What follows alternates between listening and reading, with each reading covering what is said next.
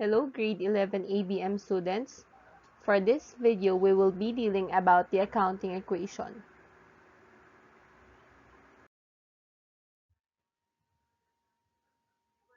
Let us recall first the topic that we have discussed last time about the accounting concepts and principles.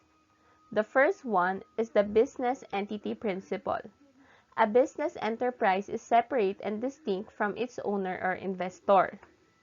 For the going concern principle, business is expected to continue indefinitely. Time period principle. Financial statements are to be divided into specific time intervals. Fourth one, we have the monetary unit principle. Amounts are stated into a single monetary unit. Pesos for Philippines. Fifth one, we have the objectivity principle. Financial statements must be presented with supporting evidence. Sixth one, we have the cost principle. Accounts should be recorded initially at cost. The seventh principle is the accrual accounting principle. This states that revenue should be recognized when earned, regardless of collection, and expenses should be recognized when incurred, regardless of payment. Matching principle. Cost should be matched with the revenue generated. Next one, disclosure principle. All relevant and material information should be reported. Conservatism principle. This is also known as prudence. In case of doubt, assets and income should not be overstated, while liabilities and expenses should not be understated. The last principle is the materiality principle. In case of assets that are immaterial to make a difference in the financial statements, the company should instead record it as an expense.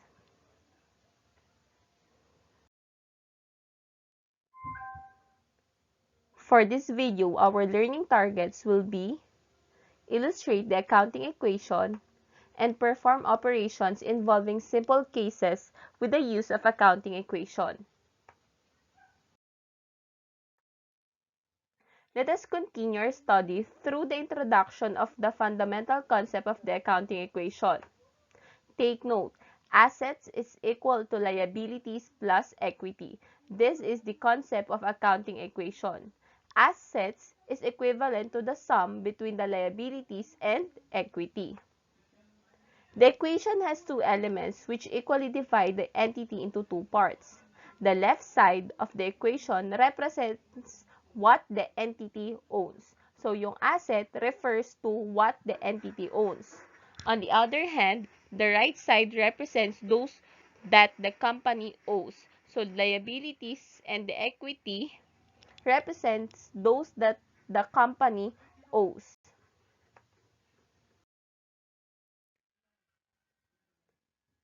The assets are on the left side of the equation. These represent what the company owns. So these are the resources that the entity controls in order to attain future benefits. While the liabilities and equity, which are on the right side, represents the claims of the different parties to the company's assets. Liabilities represents the claims of the entity's creditors, while equity represents the residual interest of the owners.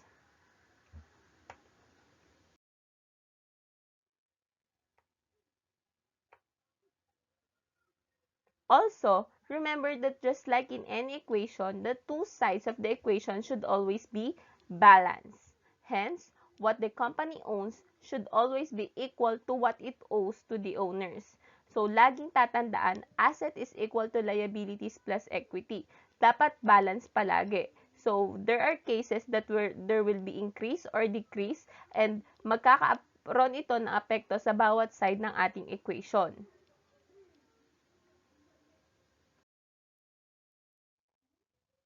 Let us further discuss the elements of the accounting equation. We will focus on the assets, equity, and liability. Let's start with assets. assets are resources that an entity owns in order to derive some future benefits. So, kay assets galing ang resources para makapag-generate tayo ng income at para makapag-perform ng ating operations while we are having our business. These assets are used by the company in its normal operations. So, kung walang assets, hindi tayo makakapag-perform ng ating mga normal operations habang tayo nagbi-business. Kagaya na lang ng pagmamanufacture ng goods, pagde-deliver ng service, or other concerns na nagpuproduce tayo ng ating product. The main feature of this asset is their capability to give benefits to the entity. So, napaka-importante ng role ng asset sa ating business.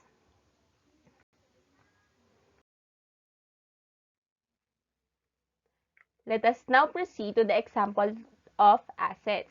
The first one is the cash. So cash, this is the money that we use in our everyday lives in order to buy the goods that we want and also avail the services that we need. So syempre, hindi makakapag-run ang isang business kung walang pera. So the cash is an asset. Asset na magagamit natin para magkaroon tayo ng mga resources. Ang mga resources na gagamitin natin para tayo kumita at makapag-perform ng ating operations sa ating business. The second one is the accounts receivable. This represents amounts that are collectible from customers. So, alam naman natin na kapag tayo ay may business, there are cases na hindi agad nakakapagbayad itong ating mga customers. So, yung amount na yun ay considered natin na accounts receivable at siya ay under pa rin ng assets. For the third one, we have the inventories. These are products which are held for sale by the store in its normal operations. So, lahat ng products or supply na meron tayo sa ating store, siya ay tinatawag nating inventory. Next example of an asset is the equipment. So, yung mga ginagamit natin para makapag-perform or makapag-produce ng product. So, tinatawag natin siyang equipment. Of course, the land and the building, kung nasaan ang ating business, considered siya as asset. Next one is the intangible assets. So, siya yung kabaliktaran ng assets na nahahawakan natin or nakikita natin kagaya ng equipment and land and building. So, si intangible assets, these are assets that can neither be seen nor touched. Halimbawa na lamang, the software used by the computer shops, hindi natin siya nahahawakan. Pero, we know that we use this and this is considered as the assets that we own.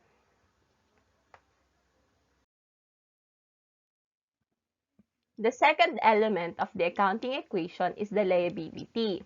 So, alam naman natin kung anong ibig sabihin ng liability, di ba? These are one of the claims of external parties from the entity.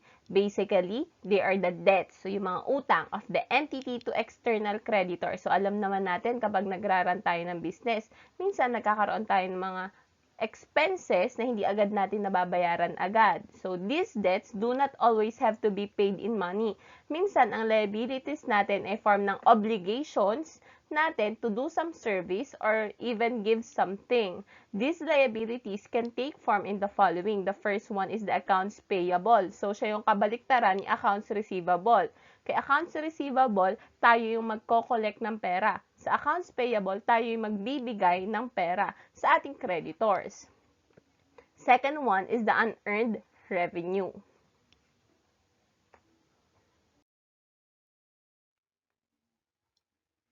The last part of our accounting equation is the equity. The equity reflects the residual claims or net assets of the owners of an entity. These are only residual claims of the owners since the creditors get their share of the entity first before the owners are given their share.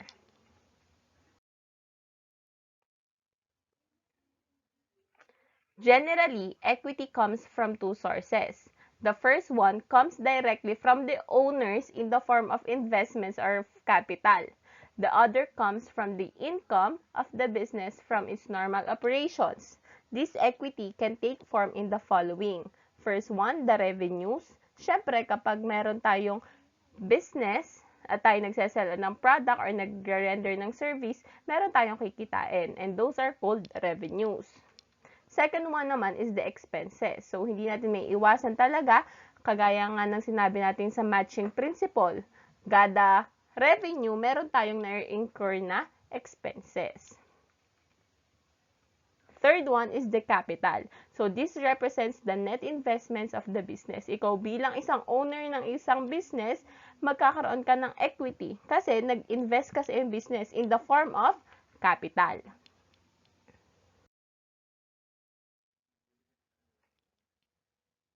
Let us now proceed to the accounting equation itself. Paano ba natin gagamitin si accounting equation?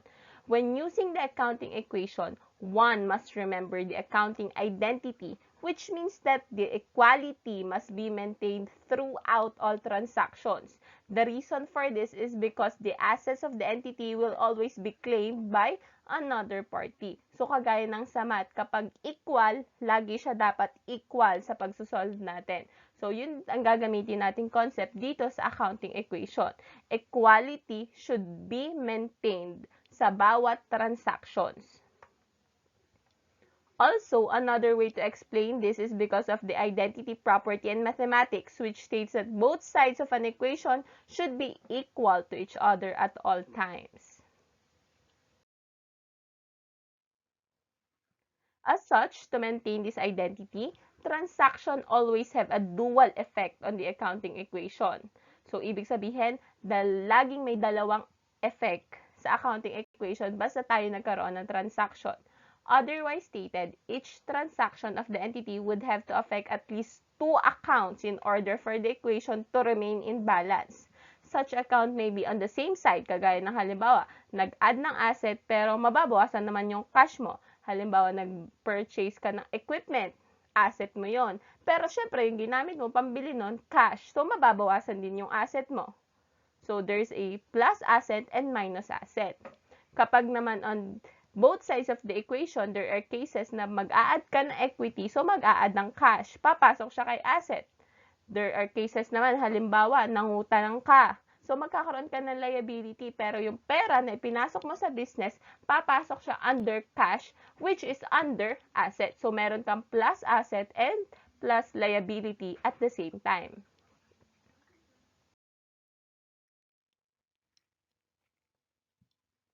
Let us also note that each element of the equation has different elements involved. Alam naman natin kanina, when we have discussed assets, nalaman natin ang mga examples under assets, the cash, the accounts receivable, the inventories, the equipment, and the others. Samantalang kay liability, we have the accounts payable and unearned revenue. Samantalang kay equity, we have capital, revenue, and expenses. So, we can expand the equation by a basic breakdown of its components. Please observe the following. So, kung mapapansin natin, mas madali na natin siyang ma-identify ang bawat transaction kasi naka-breakdown na yung components. O kapag halimbawa nakakita tayo ng cash, alam natin na kay assets yon. Kapag nakakita tayo ng transaction that deals with the revenue, alam natin kay equity yon. At kapag naman meron tayong transactions na nag-i-involve ng liability, kagaya ng debts, or kay accounts payable and earned revenue, alam natin kung saan siya ilalagay. So, let us have an example.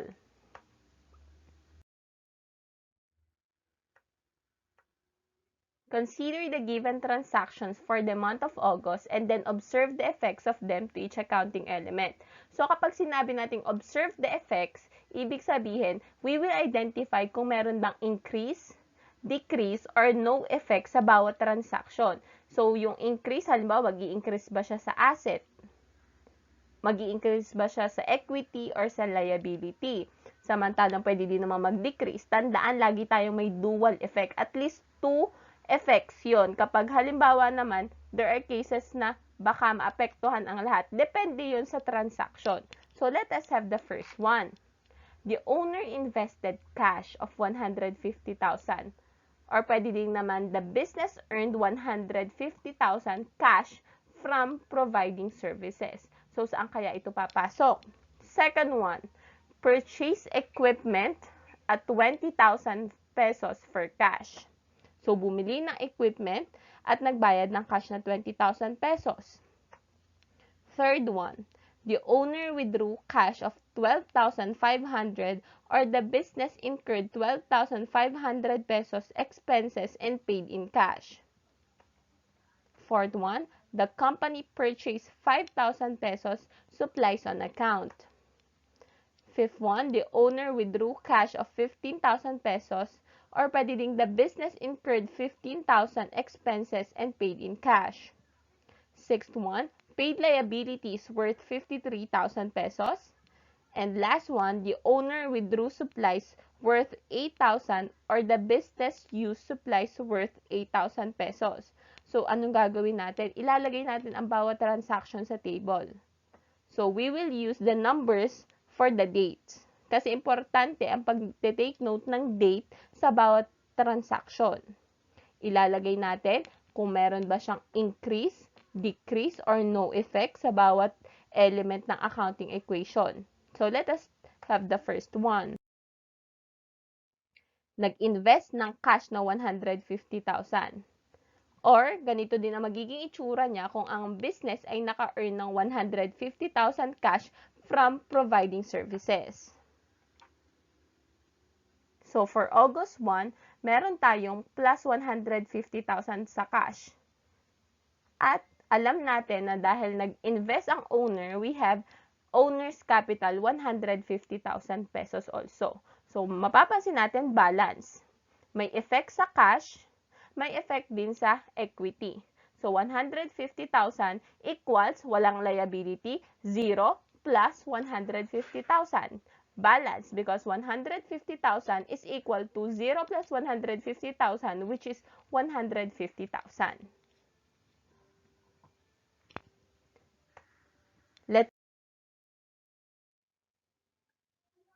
Let's proceed to the second transaction. Purchase equipment at 20,000 pesos for cash. So, ito ang nangyari. Sa August 2, dahil ito nga ang ating second day ng transaction, bumili ka ng equipment. So, nabawasan si cash ng 20,000 pesos. So, merong minus 20,000 pesos. Tapos, si equipment naman, nadagdagan. So, meron kang plus 20,000 pesos doon. So, meaning, walang naging effect kay assets. Wala ding naging effect kay liability. Wala ring naging effect kay equity.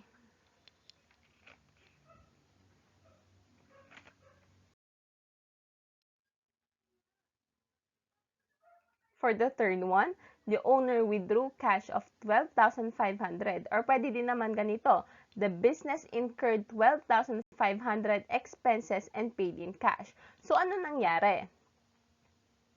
From that, si cash nabawasan kasi nga nag-withdraw itong si owner ng 12,500. So, meron tayong minus 12,500 sa cash. At alam natin na yung capital, dahil nag-withdraw itong owner, ibig sabihin, mababawasan. So, meron ding minus 12,500. As you can see here, walang nangyaring pagbabago sa liability. Pero, nag-decrease si asset at nag-decrease din si equity. Dual effect. At we can say, kapag may ganun ang nangyari, we can say na balance pa rin ang ating accounting equation.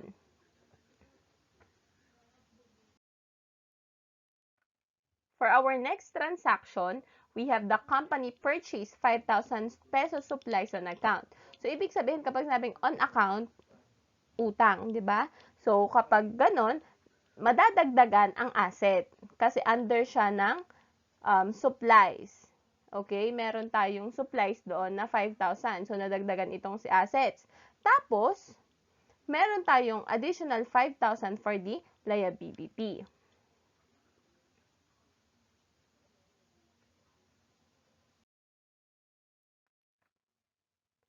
For the fifth transaction, we have this. The owner withdrew cash of 15,000 pesos or the business incurred 15,000 pesos expenses and paid in cash. So, ganun ulit ang nangyari. Nabawasan si cash kasi nag-withdraw itong si owner at nabawasan din ang owner's capital. So, may dual effect ulit, assets and equity parehas nag-decrease.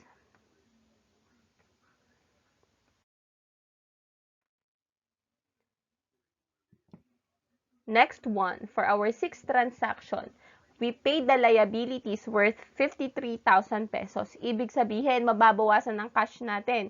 Kasi nagbayad tayo ng utang, yun ang pinambayad natin, 53,000 pesos. Pero, on the other side of the equation, si liabilities, dahil nagbayad tayo ng utang, nabawasan ang ating liability. So, balance pa rin. Kung ano nangyari sa left side of the equation, ganun din ang nangyari sa right side of the equation. We both have a decrease on asset, decrease on liability, but no effect on equity. For our last transaction, we have this. The owner withdrew supplies worth 8,000 or the business used supplies worth 8,000 pesos. So, ginamit yung supply. So, ano na-expect natin? Magkakaroon tayo ng minus 8,000 sa ating asset. At syempre, nag-withdraw nga itong owner ng supply. So, ibig sabihin, mabawasan din si owner's capital ng 8,000. So, dual effect. Nabawasan si assets, nabawasan din si equity. So, paano natin malalaman na balance? So, we need to find the total. Total for cash, total for the accounts receivable or inventories, or the total for the equipment, land, and building, and intangible assets, or just simply the total assets. So, kung kino-compute natin ito following the sign, kung positive o minus, syempre pag positive, we are adding. For negative, we are subtracting. A total of 66,500 kay assets. Check natin yan kay liability. So, ang naging liabilities natin, ito total. Si equity, ito total din. And sa dulo, makikita natin that we both have 66,500. Meaning, naging balance ang ating accounting equation. Kasi, sa bawat transaction ng asset, liability, and equity, pine-pair natin kung ano ang magiging effect sa bawat element ng accounting equation. Dapat laging balance.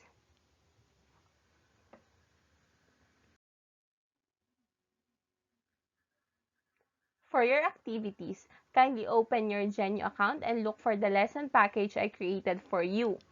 The activities are the enrichment, which is a Genio quiz, and then the evaluation, which is a shared blog.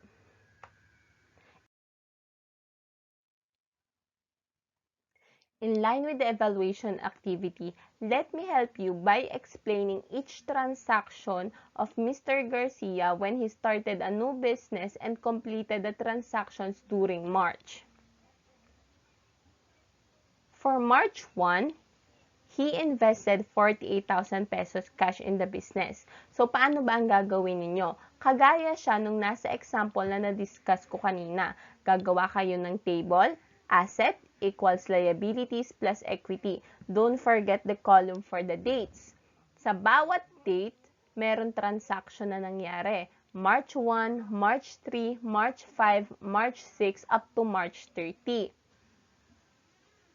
Ang gagawin ninyo, ilalagay nyo kung plus, halimbawa, plus 48,000.